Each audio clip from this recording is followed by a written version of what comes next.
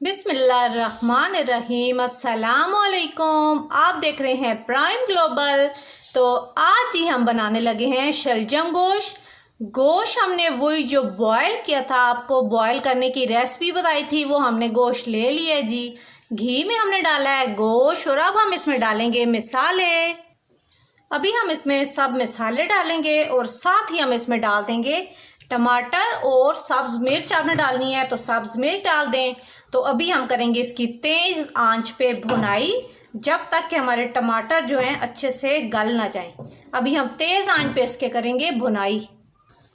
अभी हम इसके अंदर प्याज और लहसुन कुछ भी नहीं डालेंगे, क्योंकि आपको मैंने बताया था कि जब गोश्त बॉयल किया था ना हमने, तो उसमें प्याज और लहसुन हमने डाल दिए थे। अभी हम तेज़ आंच पे जी इसकी करते रहेंगे भुनाई जब तक कि टमाटर हमारे अच्छे से गल ना जाए।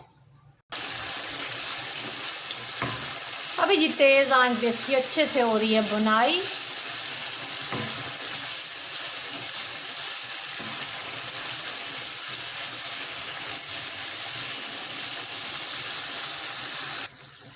अभी अगर आप बीफ कढ़ाई बनाना चाहते हैं तो जितने आपके पास गोश्त होगा ना, अगर तो पाव है तो आधा किलो टमाटर आप इसमें डालेंगे तो ये आपकी जी मज़ेदार सी जो है ना बीफ कढ़ाई बन जाएगी।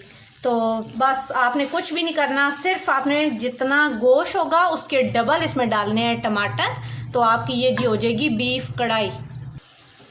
अभी आप देखें तो टमाटर हमारे अच्छे से गल चुके हैं और गोश्त की भुनाई हो गई है। अब हम इसमें डाल देंगे शलजम। आपकी मर्ज़ी है, आप जो चीज़ भी डालना चाहें। मैं भी बना रही हूँ जी शलजम गोश्त। तो ये जी मैं इसमें डाल दी है शलजम और अब हम इसकी करेंगे अच्छे से भुनाई।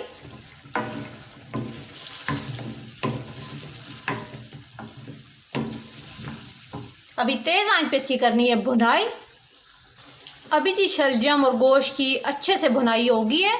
अब हम इसमें हस्बे ज़रूरत पानी डालेंगे और इसे शलजम गलने तक हम रख देंगे दम पे। अभी जी हमने पानी डाल दी है इसमें और अब हम इसे रख देंगे दम पे। तो अभी जी शलजम हमारे गल गए हैं, हमने डाल दिया है धनिया और अभी इसे प्लेट में डालते हैं और आपको दिखाते हैं। तो ज़बरदस्त सा हमारा शलजम गोश्त हो गया है तैयार। अपने घरों में बनाइएगा, आप बहुत जल्दी के साथ इस तरीके से बना लेंगी।